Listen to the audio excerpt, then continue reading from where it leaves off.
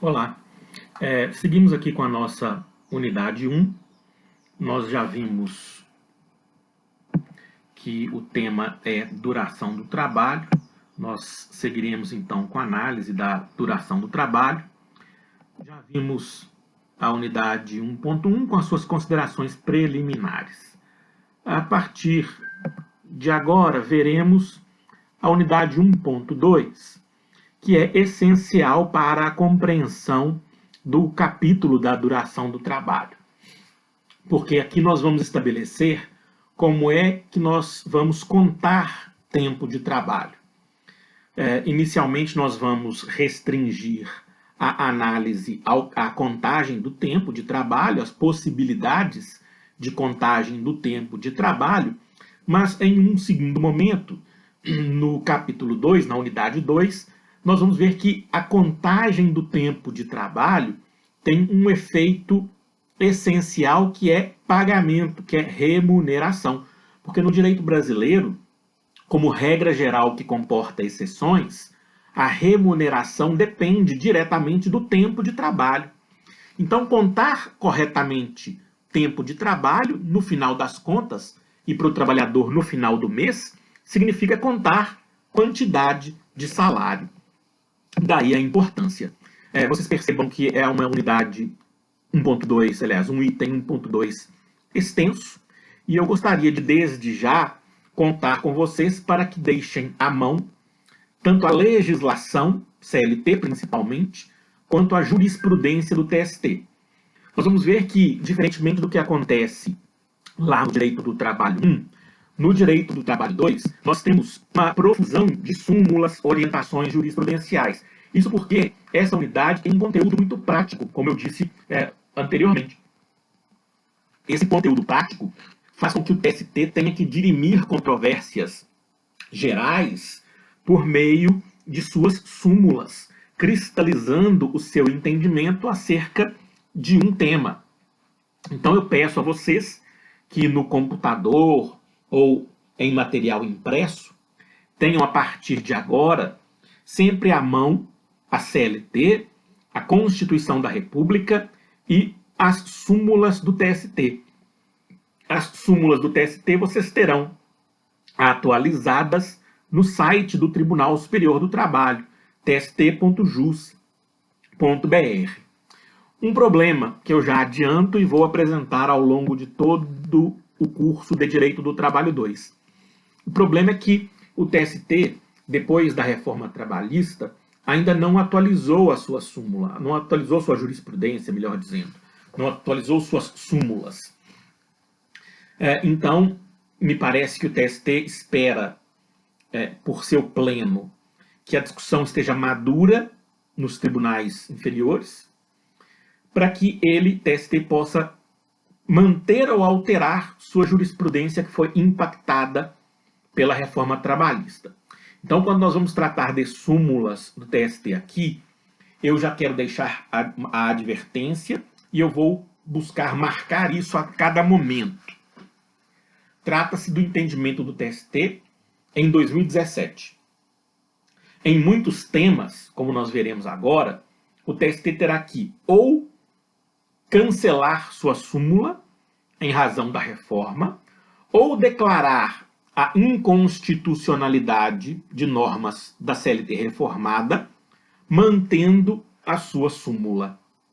Muito bem, então vamos ao conteúdo de hoje.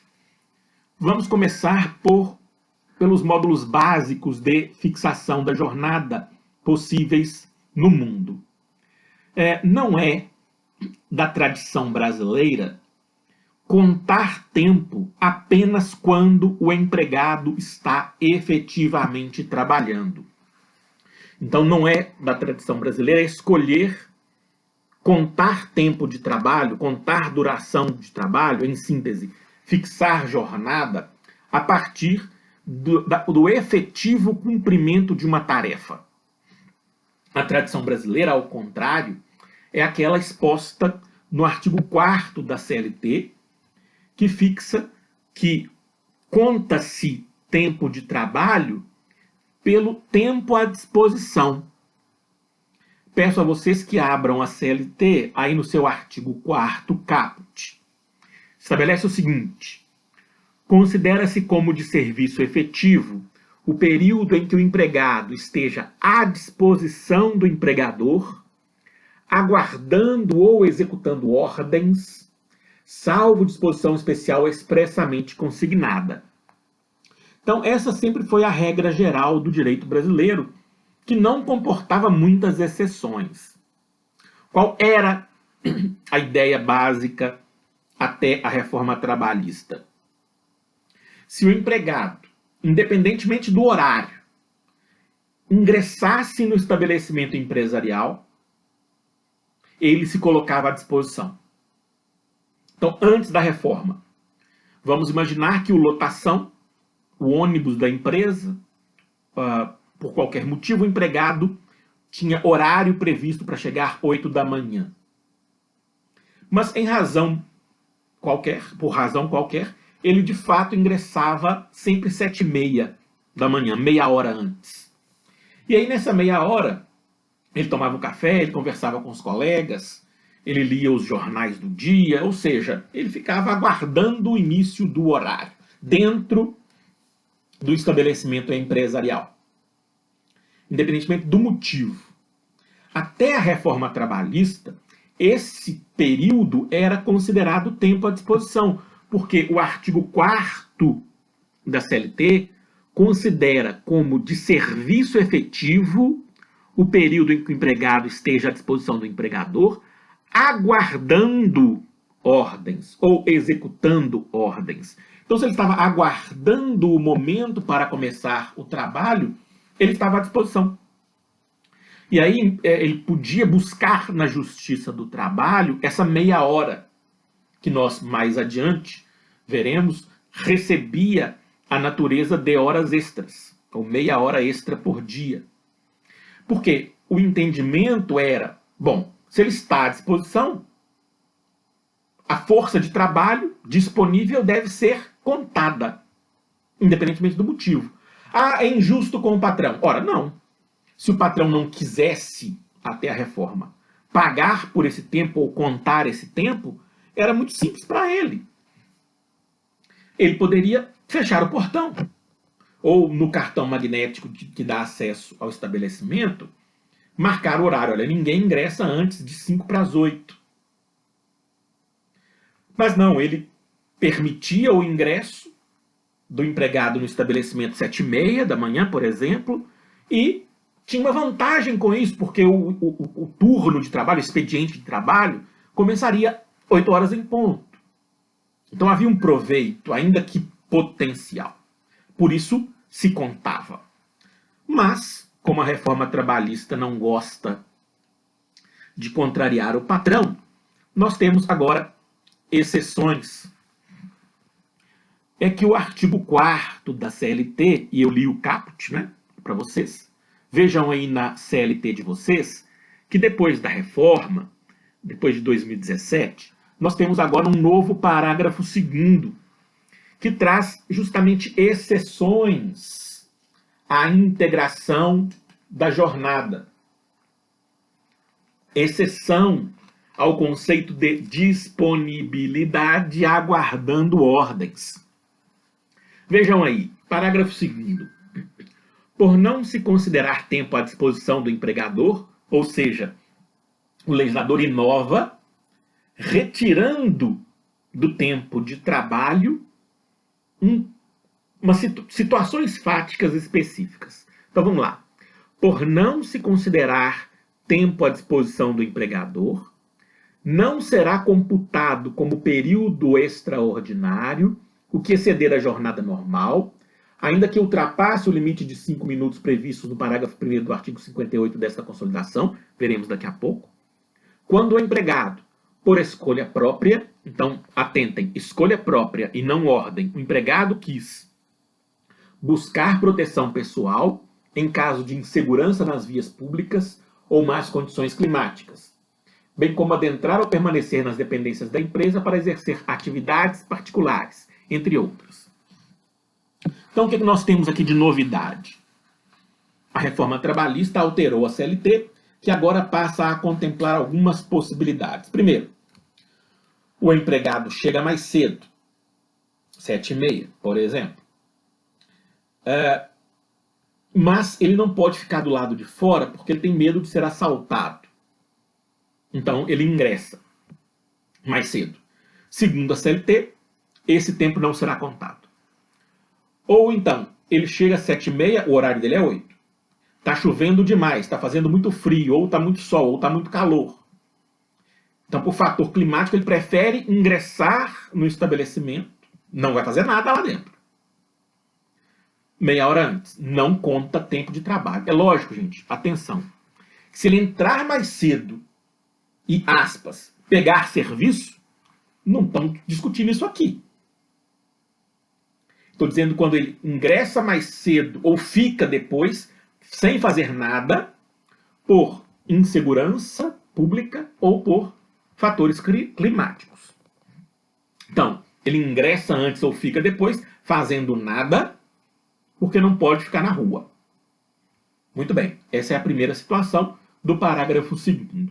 Mas há várias outras dos incisos desse novo parágrafo 2º do artigo 4º da CLT. Então, os incisos tratam de, aspas, atividades particulares do empregado. Ele ingressa no estabelecimento mais cedo ou fica depois do horário, mais tarde, não para trabalhar, mas por, aspas, atividades particulares. Por quê? Por escolha própria do empregado. Lembrem-se disso. Se for ordem do patrão, o empregado está cumprindo ordem, e cumprir ordem é trabalhar, e isso conta. Entendido aí, gente? Muito bem. Primeira atividade particular, práticas religiosas. Então, o empregado ingressa mais cedo ou fica depois do horário para práticas religiosas, culto do grupo, missa, leituras, tanto faz, sem obrigatoriedade, sem mando patronal, porque o trabalhador quer. Então, esse tempo, embora inserido no estabelecimento empresarial, o trabalhador, não será tempo contado para trabalho, ou não será tempo de trabalho contado.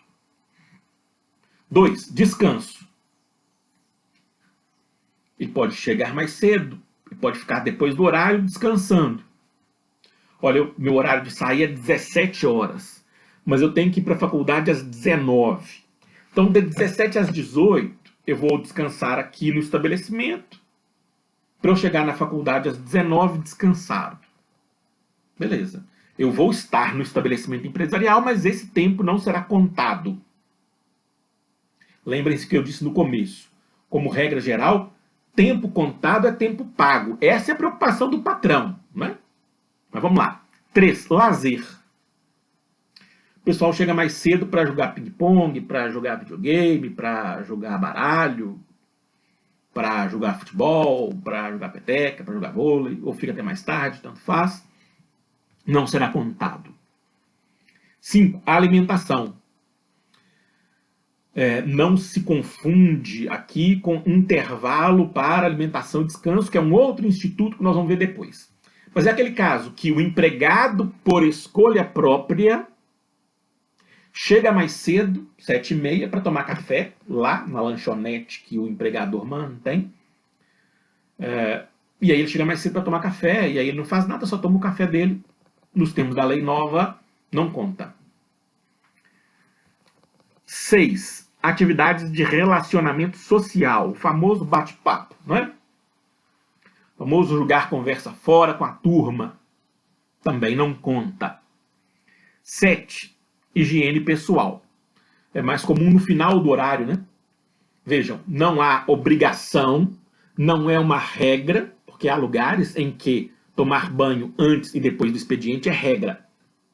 Se for regra, é tarefa, e aí não está excluída a tarefa do cômputo da jornada. Atenção, vamos imaginar um laboratório de biossegurança.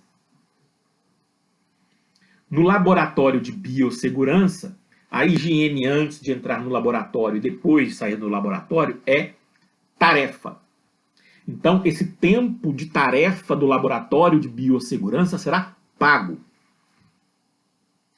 Quais seriam os exemplos de higiene pessoal que estariam excluídos do cômputo do trabalho, excluídos da fixação da jornada, nos termos do parágrafo seguinte? Bom, o sujeito trabalhou, ficou suado o dia inteiro, e aí ele vai para a faculdade ao final da noite, no início da noite. Então, antes de sair para ir para a aula, ele toma um banho lá no estabelecimento. Ninguém ordenou, ninguém obrigou, ele faz porque quer. Então, esse tempo de banho não será computado. Até aqui de 1 a 7, nos incisos, nós não temos problema de entendimento, de compreensão e até mesmo de aceitação. Não temos problema. Embora colocar-se dentro do estabelecimento possa permitir ao empregador tranquilidade. Mas, ok, o legislador afastou da contagem, fez porque quis, o legislador já sabe quem protege. Muito bem. O 8, troca de roupa ou uniforme, vírgula, quando não houver obrigatoriedade de realizar a troca na empresa.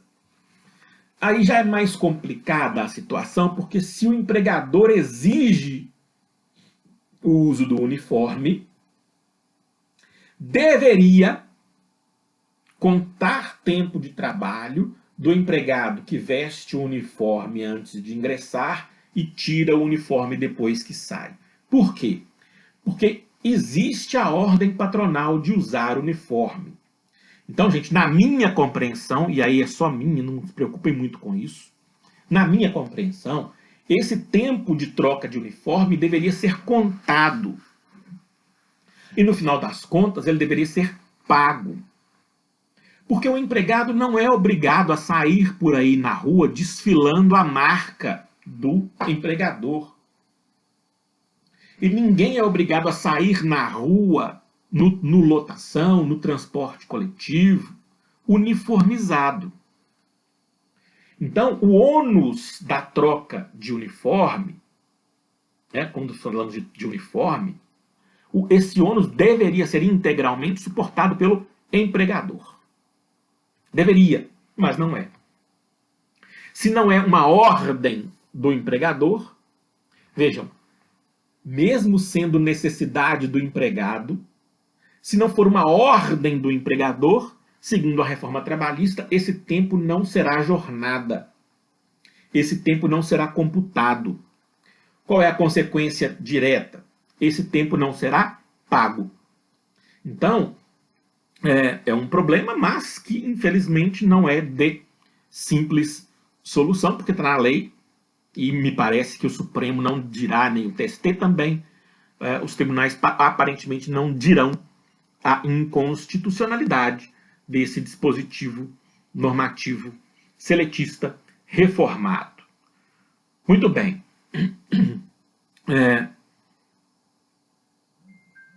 Vamos tratar brevemente aqui de minutos residuais, porque ainda estamos no tema do tempo à disposição.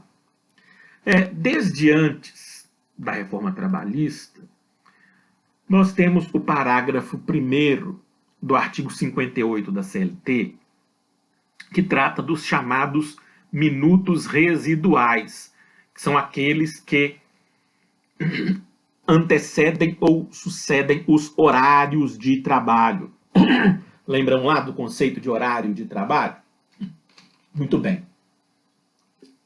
O que é isso?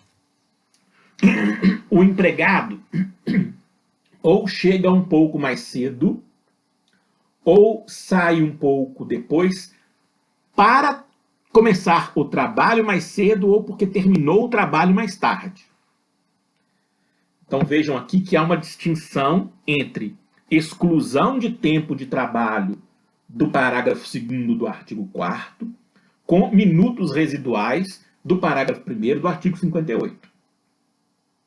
Nós vimos a exclusão de tempo de jornada, ou seja, não conta. Não conta, não paga. Aqui não. Aqui conta. Porque ele chegou mais cedo para trabalhar mais cedo. Ele saiu mais tarde porque ficou trabalhando mais tarde. Mesmo que sejam poucos minutos. Daí chamados minutos residuais.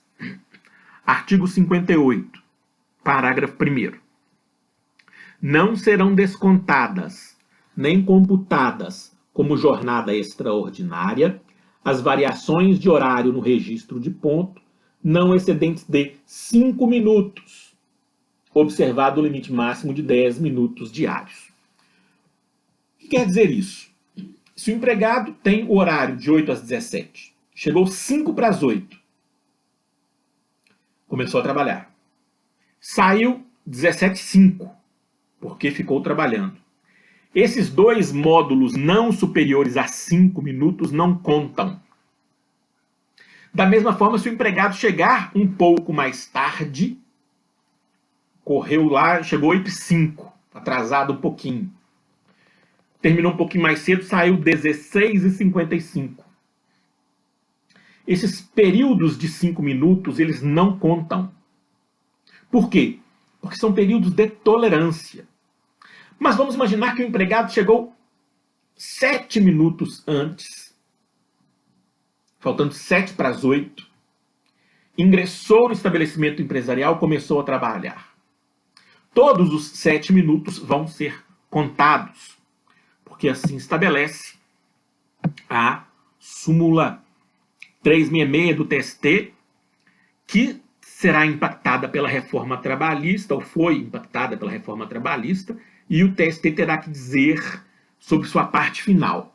Eu peço a vocês que vejam, leiam, estudem a súmula 366. Eu não vou me ater a ela aqui, a leitura dela, por dois motivos. Primeiro, porque o TST terá que rever seu conteúdo. Por enquanto, há dúvida a respeito da sua manutenção, sua flexibilização, sua reformulação. Então, eu não vou ler aqui. Mas estudem a súmula 366. Muito bem. Ou seja, voltando, se 5 minutos, antes ou depois, não conto. Passou de 5, eu conto tudo. E aí todos os minutos residuais serão contados na jornada.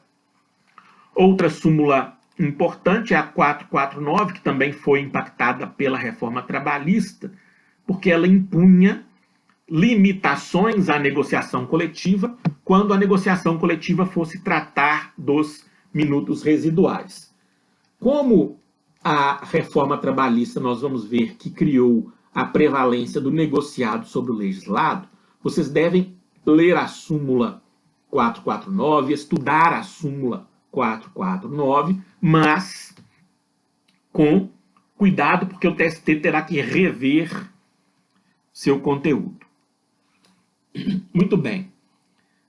O problema final, que agora vou tratar detidamente com vocês, diz respeito ao deslocamento interno até o local de trabalho, nos termos do artigo 58, parágrafo 2º da CLT. Peguem aí o 58, parágrafo 2º, porque esse parágrafo 2º do 58 ele tem dois efeitos. Na minha compreensão, há autores que não entendem assim, mas vou dizer a minha interpretação.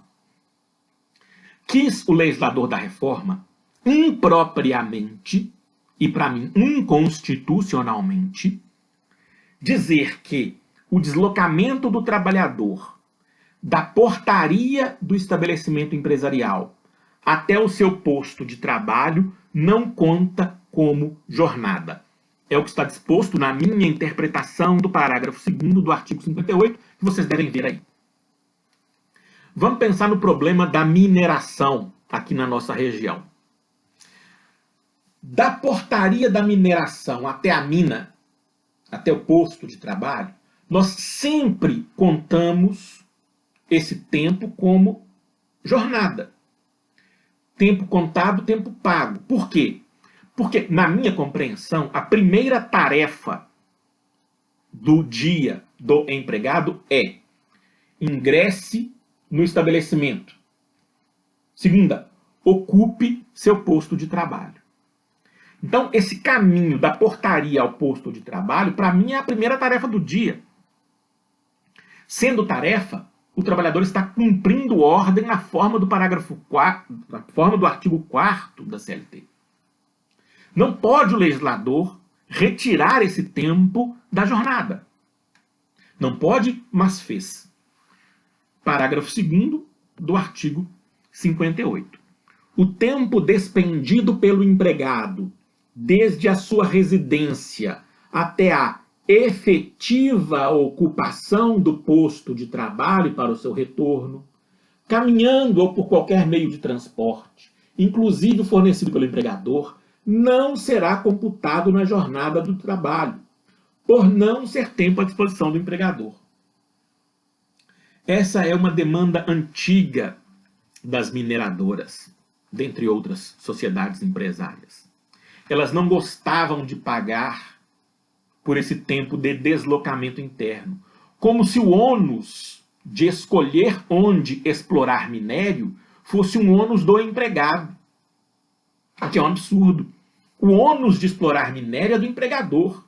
Se ele determinar um empregado que explore minério ou ocupe seu posto de trabalho lá no alto da mina, esse tempo entre a portaria e o alto da mina, que é o posto de trabalho, tem que ser contado e tem que ser pago. Mas não é. Não é porque o legislador da reforma disse que não deve. Muito bem, então esses são os primeiros pontos que eu queria trazer para vocês a respeito do que é tempo à disposição, que é o nosso parâmetro de cômputo para fixação da jornada. Continuaremos em breve aqui no item 1.2 com os demais temas. Eu agradeço a atenção e vou insistir. Nessa disciplina Direito do Trabalho 2, se você não acompanhar o tema na doutrina, se você não pesquisar a jurisprudência e não fizer exercícios, você vai ficar com um déficit de formação no direito do trabalho. Então, estude bastante e até breve.